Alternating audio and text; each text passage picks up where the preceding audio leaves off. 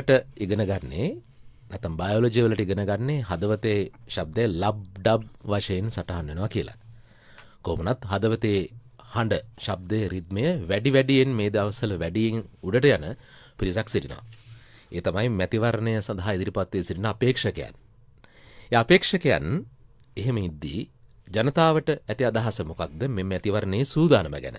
2025 පළාත් පාලන ආයතන ඡන්ද විමසීමේ සූදානම ගැන එකතකින් මෙය අවසන් නිල ප්‍රකාශය විදිහටත් අපිට සැලකන්න පුළුවන්. ගුවන්විදුලියේ සුභාරතියේ ගෙනෙන අවසන් සටහනක් විදිහටත් අපි තාම ගෞරවයෙන් ආරාධනා කළා පොලිස් මාධ්‍ය ප්‍රකාශක ජ්‍යෙෂ්ඨ පොලිස් අධිකාරී බුද්ධික මනතුංග මහතාට අද දවසේ සූදානම ගැන කතා කරන්න. අයිබෝන් සුබදෑසනක්.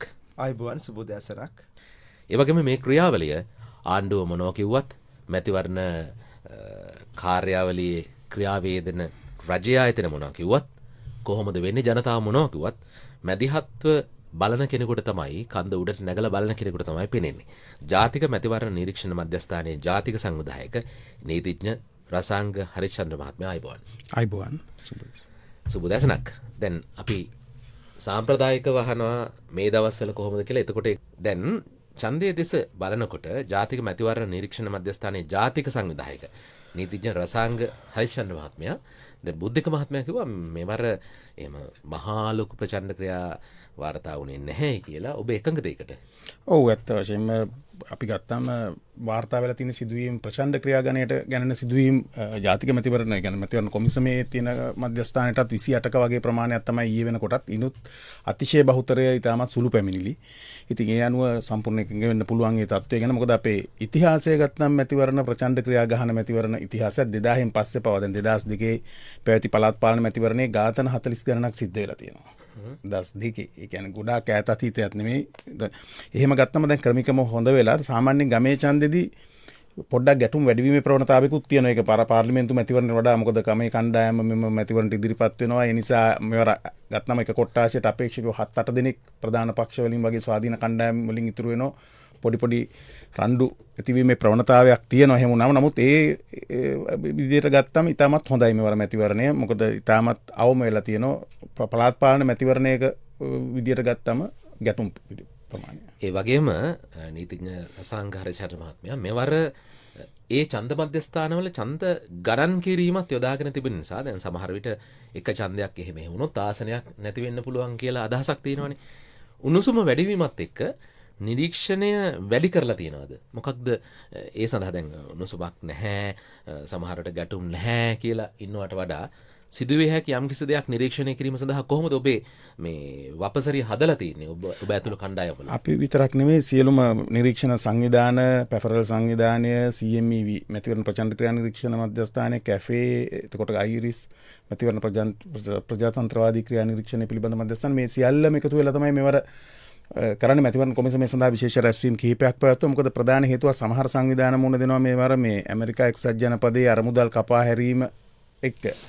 ඒ වක්‍රාකාරයෙන් මැතිවරණ නිරීක්ෂණයටත් බලපාලා තියෙනවා ඔවුන්ගේ අරමුදල් සම්බන්ධයෙන්. ඉතින් ලංකාවේ සමස්තයක් විදිහට ගත්තම ඡන්ද මධ්‍යස්ථාන 14000කට ආසන්න ප්‍රමාණයක් ග්‍රාම් ආවරණය වෙන පරිදි මේක යොදා ගන්න ඕන. මේක නිරීක්ෂණ සංවිධානය අතර බෙදාගෙන කොහොමද උපරිම වශයෙන් හැම මැතිවරණ කොට්ටාශයක්ම හැම ප්‍රදේශයක්ම ආවරණය වෙන පරිදි කරන්න කියන එක පිළිබඳ මැතිවරණ කොමිසමත් අධ්‍යක්ෂ ජෙනරාල්වරයා ඇතුළු කොමිසමේ සියලුම සමාජිකයන් එක්ක සාකච්ඡා කිහිපයක්ම පැවැත්වුවා. සතුටු වෙන්න පුළුවන් ආකාරයට එය ආවරණය වෙන බව කියන්න පුළුවන්. ඒ වගේම මේ දෙවනි වතාවට තමයි මේ ඡන්ද මධ්‍යස්ථානයකදී ඡන්දය ගණන් කරන්නේ. මොකද 2018 වසරේත් මේක කරනා. ඒ වතාවෙත් කිසිම ගැටලුවක් ඇති වුණේ නැහැ. කිසිම දෙයක් අභියෝගයට ලක් වුණේ නැහැ. ඒ නිසා ඒ ගැටලුවක් ඇති වෙයි කියලා විශ්වාස කරන්න බෑ. මේ ඡන්ද මධ්‍යස්ථානයේ ගණන් කිරීමේ ක්‍රමවේදය පිළිබඳව. දවසන 7යි විනාඩි 13යි. ඔබ කතා කරන්න 2:68යි කිව්වත් විනාඩියක් තප්පරයක් දෙකක් ඇතුළත සමාජ මාධ්‍ය වලින් ඔක වාර්තා වෙනවා. ඒ කියන්නේ ඒ නිසා ඔබට වහන්න බෑ වගේම වහලා වැඩක් නැහැ. වහලා වැඩකුත් නැහැ. රිදු හොදලා වැඩක් නැහැ. වහන්න බෑ. උදෑසන බැහුවොත් විනාඩි 5ක් යනකොට ඒක සමාජයේ එනවා. ඉතින් එහෙම දෙයක් උනේ නැහැ. ඔබ දැක්ක ගෙවල් වලට එලා බයි කිරීමක් එවන් දෙයක් උන්නේ නැහැ. යම් අවස්ථාවක ඉතාසුළු සිද්ධියක් වුණත් ඒකට ගත්ත ඇක්ෂන් එකත් ඊළඟ මොහොතේදී පේනවා එයාවත් අනංගොඩ ගත්ත එයාට ප්‍රශ්න කළා කියන එක. සූති උදෑසන 7 විනාඩි 20යි වෙලාව. අද අපේ මාතෘකාව 2025 පළාත් පාලන ආයතන ඡන්ද විමසීමේ සූදානම. ඔබට කතා කරන්න දුරකථනක දෙකක් විවෘත කරලා තිනවා. 268 94 268 24 11. පොලිසිය මොකක් කිව්වත් ඇත්තටම ඔය මැතිවරණ නිරීක්ෂණ මධ්‍යස්ථානයට දවස ගානේ මොනවා හරි වාර්තා වෙනවා ඇති නේද? ඒ වාර්තා වෙන මේවා වහනවද නැත්නම් මෙච්චර අඩුවෙන් වාර්තා වෙන්න පුළුවන්ද? රසාංග මහත්මයා මොකක්ද ඒකට පිළිතුර? එහෙම වහන්න පුළුවන්කමක් අද තියෙන මම කියන මාධ්‍ය භාවිතයත් එක්ක කාටවත් කිසි දෙයක් වහන්න බෑ. මොකද සමාජ මාධ්‍ය භාවිතයේ උපරිමයකට ඇවිල්ලා තියෙන්නේ. එහෙම වැහුවත් ඒක එහෙම වහගෙන පවත්වගෙන යන්න බෑ. මොකද අපි ප්‍රචණ්ඩ ක්‍රියා සහ ඒ සම්බන්ධයෙන් ගත්තම දශකයකින් කිසි දෙයක් වාර්තා වෙලා නැහැ. 2015 ජනාධිපතිවරණය වෙච්ච ඝාතන සිදුවීමෙන් පස්සේ කිසිම දෙයක් වාර්තා වෙලා නැහැ. මේ වෙනකොට අවුරුදු 10ක් වෙනවා. අපිට මතකයි ඊට කලින් 2011 පළාත් පාලන මැතිවරණයේ ප්‍රධාන මොකද ಭಾರತ ලක්ෂ්මන් ප්‍රේමචන්ද්‍ර ඝාතනය වගේ ඒවා සිද්ධ වුණා. එතකොට ගත්තම ඉතාමත් හොඳ තත්යකට දැන් ඇවිල්ලා තියෙනවා. යම් දේවල් වල එහෙමනම් ඔබතුමා ඇතුළු මේ මැතිවරණ නිරීක්ෂණ මධ්‍යස්ථානවල මේ කණ්ඩායම් ඒ තවම මෙච්චර සීරුවෙන් ඉන්නේ. හැමතරම් අපි බැලුවාන් ඒ ඡන්ද මධ්‍යස්ථානවලට ගණන් කිරීමේ මධ්‍යස්ථානවලට ඔබේ හෝ අනෙකුත් නියෝජිතයන් යොදලා තියෙනවා. ඇයි එහෙම දැඩි සූදානමකින් ඉන්නේ? මොකක්වත් වෙන්නේ නැහැ. මේක ප්‍රශ්නයක් නැහැ. සියල්ල හොඳින් වෙනවා වගේ අදහසක් තියෙනවා. ඇත්තටම මෙවර දැඩි ලෙස මැතිවරණ කොමිෂන් සභාවේ ඉල්ලීමකුත් තියෙනවා. මොකද මැතිවරණයක් පැවැත්වුවා වගේ නෙවෙයි සාධාරණ පැවැත්වූ බව ජනතාවට පේන්න නම් ඒ වගේ ස්වාධීන නිරීක්ෂකයන්ගේ සිටීමේ වැදගත්කම තියෙනවා. විශේෂයෙන්ම ඒ සඳහා කොමිෂන් සභාවෙත් විශේෂ ඉල්ලීමක් තිබුණා. නැත්නම් මම හිතන්නේ උනන්දුව වැඩි කරන්න මෙවර කෙසේ හෝ නිරීක්ෂකයන් යොදවන්න බෙදාගෙන ඒ කියන්නේ හැම මධ්‍යස්ථානයක්ම ආවරණය වෙන පරිදි ඒ කියන්නේ ප්‍රජාතන්ත්‍රවාදයේ ක්‍රියාත්මක වෙන බව ජනතාව දැනගත යුතුයි. ඒ නිසා නමුත් යම් වෙන මානයකට ගිහිලා තියෙන මේ වෙන විට ඒ කියන්නේ මෙවර සිද්ධ වුණේ නැහැ කියන්න බෑ. යම් ආයතන කිහිපයක රාජ්‍ය දේපල අවභාවිතය පිළිබඳ පැමිණිලි අපේ තත්ත්ව වාර්තා වුණා. අනිත් සංවිධාන වලටත් වාර්තා වෙලා තියෙනවා. ඒක ඉතාමත් රාජ්‍ය දේපල අවභාවිත කිරීමක් වුණාම රාජ්‍ය දේපල අවභාවිත කරන්න බෑනේ විපක්ෂයයිට. එතකොට දැන් ඔබ ඒක කාටද දැනුම් දෙන්නේ? මැතිවරණ කොමිෂන් සභාවට තමයි දැනුම් දෙන්නේ. ඉතින් අතීතයේ උනේ මැතිවරණ ඡන්ද පෙත්සමකදී මේවා උපයෝගී කරගන්නවා. නමුත් අපි දැකලා නැහැ ඒක භාවිතා වෙනවා පහුගිය කාල සීමාව තුළ. ඊට අමතරව මැතිවරණ කොමිෂන් සභාව සාධනීය දේවල් කීපයක් කරා. මොකද මේ මැතිවරණය 2023 පවත්වන්න තිබිලා නියමිත කාලයට පවත්වන්න නැතුව රජයේ මුදල් බිලියන විශාල ප්‍රමාණයක් ගවර්න්මන්ට් ප්‍රෙස් එකේ ඉඳලා අවභාවිතයට ලක් වෙලා තමයි මේ මැතිවරණය අවසානයේ පවත්වන්නේ. ඉතින් ඒක ඉතාමත් හොඳ ලක්ෂණයක්. ඉතින් අපි දැක්ක මේ දුස්තොරතුරු සමාජගත වීම ඒ කියන්නේ සමාජ මාධ්‍ය හරහා ඊළඟට වෛරී ප්‍රකාශ වගේ ඒවා වුණත් අඩුවක් දක්නට ලැබෙනවා මේ වෙන විට. ඒ කියන්නේ පසුගිය ඡන්ද වලට සාපේක්ෂව ඒකත් හොඳ ප්‍රවණතාවයක් කියන්න පුළුවන්. නමුත් ඒක මේ උනන්දු අඩුවීමක්ද නැත්නම් ජනතාව සබුද්ධික වෙලාද ජනතාව හොඳ වෙලාද නැත්නම් මේ මැතිවරණ ඉදිරිපත් වෙන අය යහපත් වෙලාද වුන් අර කතාවට කියන වගේ වුන් සිල් අරගෙනද වගේ මාතෘකයි. ඔබට මොකද්ද මේ ගැන තියෙන අදහස? පළාත් පාලන මැතිවරණයකදී සාමාන්‍ය ඡන්දය ප්‍රකාශ වෙන ප්‍රතිශතයේ අඩුවක් තියෙනවා. මහ මැතිවරණයකට සාපේක්ෂව ගත්තම අපි දක්වමු මහ මැතිවරණයක 70%කට වඩා ඡන්ද ප්‍රකාශයට ලක් වෙනවා.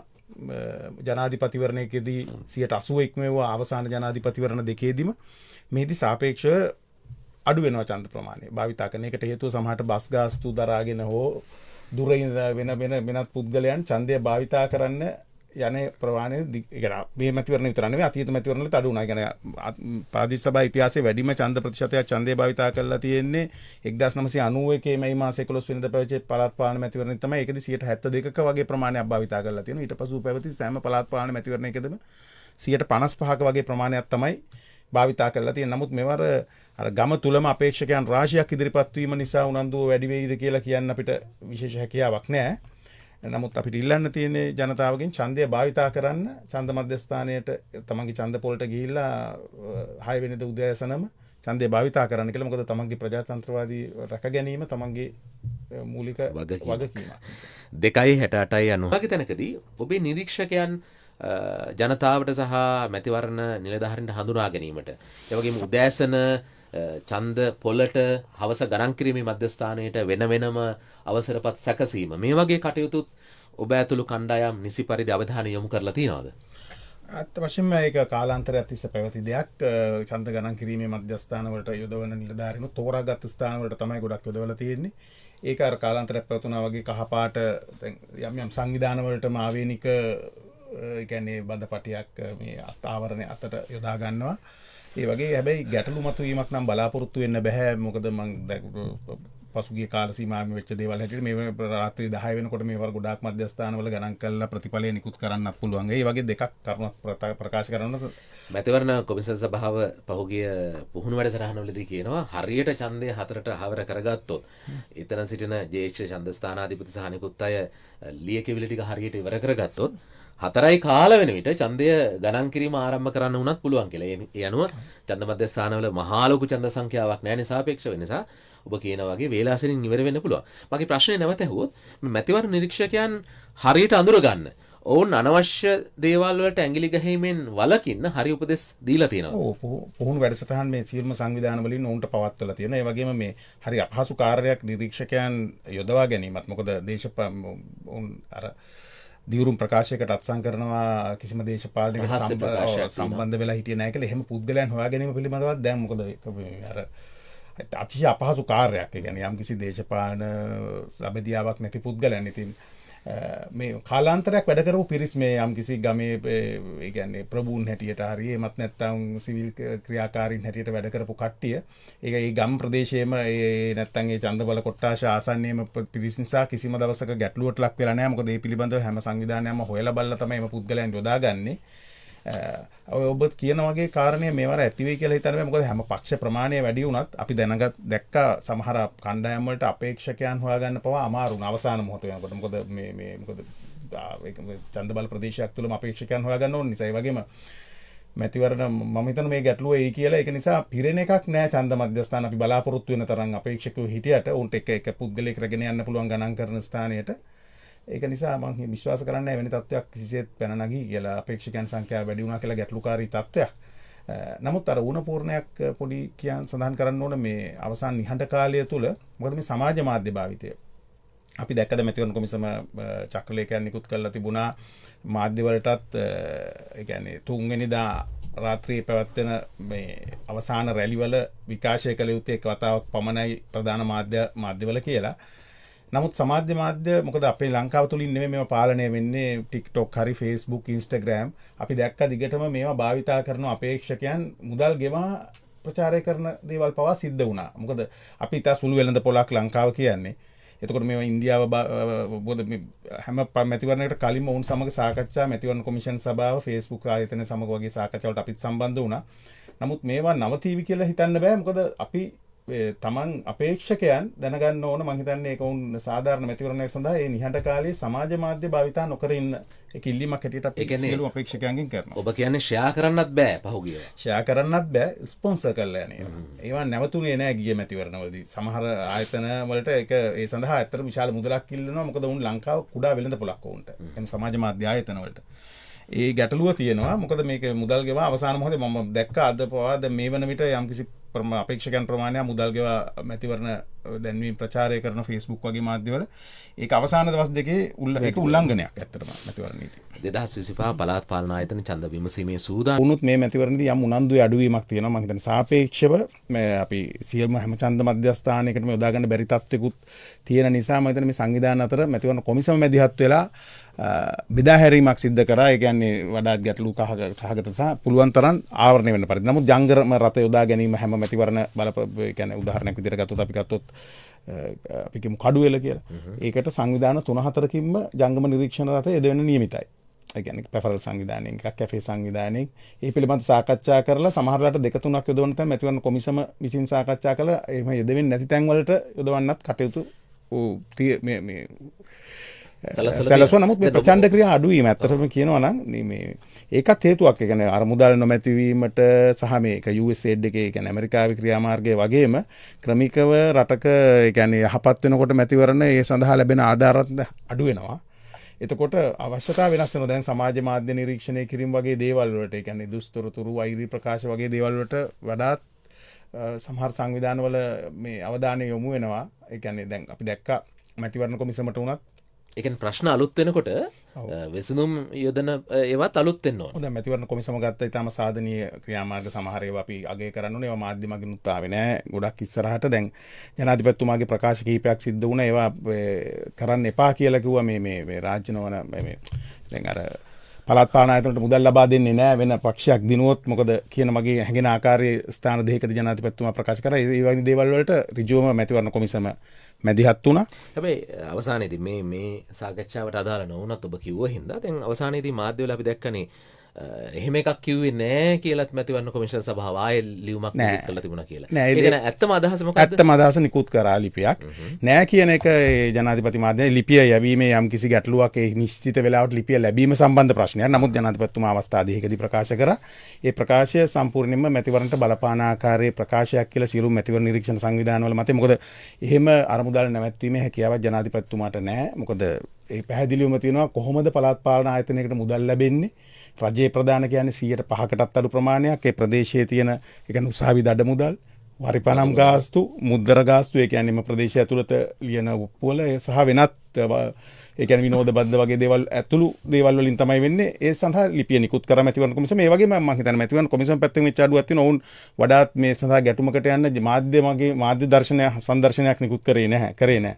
අපි දැක්ක ක්ලීන් ශ්‍රී ලංකා. එතකොට සතු සමගින් බඩු බෙදා දීම් වගේ දේවල් නැවැත්තුවා. ක්ලීන් ශ්‍රී ලංකා කොඩි ප්‍රදර්ශනයක් දළදා ප්‍රදර්ශනය අවස්ථාවේ උන් ඉතා සාධාරණ කළා. නමුත් ඒට ලැබිච්ච මම හිතන්නේ මැතිවරණ කොමිසම පැත්තෙන් ඒ පිළිබඳ වඩාත් කියපු නැති හින්දා ජනතාව දන්නේ නැහැ එහෙම දේවල් සිද්ධ වුණාද කියලා. මම හිතන්නේ එයත් විය යුතු දෙයක් මැතිවරණ. ඔබ කියන්නේ ජාතික මැතිවරණ නිරීක්ෂණ මධ්‍යස්ථානයේ ජාතික සංවිධායකවරයා විදිහට නීතිඥ රසාංග දැන් ජනාධිපතිවරයා කළත් වෙන්න ගියත් ආණ්ඩුව කළත් වෙන කෙනෙක් කළත් මැතිවරණ කොමිසම මේ මැතිවරණයට බලපෑම් විය හැකි දේවල් නවත්තන්න ඍජුව හිටියා කියන එක. අනිවාර්යෙන්. ඒක මම හිතන්නේ සමහරලාට සමහර තරම් දැනුවත් නැති වුණත් ඒ වුණා. මොකද අර එවැනි ප්‍රකාශ දෙපාර්ශ්වයකින් ඉදිරිපත් වුණාම අවිනිශ්චිත තත්ත්වයක් ඇති වෙනවා. මොකද ඊට වඩා දේවල් රටේ මම හිතන්නේ වෙනත් මාධ්‍ය වලට අවධානය යොමු වුණා. නමුත් එවැනි දේවල් තමයි මම හිතන්නේ මේවට මැතිවරණට බලපෑම් විය හැකි ආකාරය අර 2023 හිටපු ජනාධිපතිවරයා කොහොමවත් ඡන්දෙ තියන්නේ නැහැ කිව්වා වගේ මේ ප්‍රකාශ වලින් වෙච්ච බලපෑම තියෙනවා. ඒ අරුණම අනිත් කටයුතු තාමත්ම හොඳින් සිද්ධ වුණා කියලා කියන්න පුළුවන්.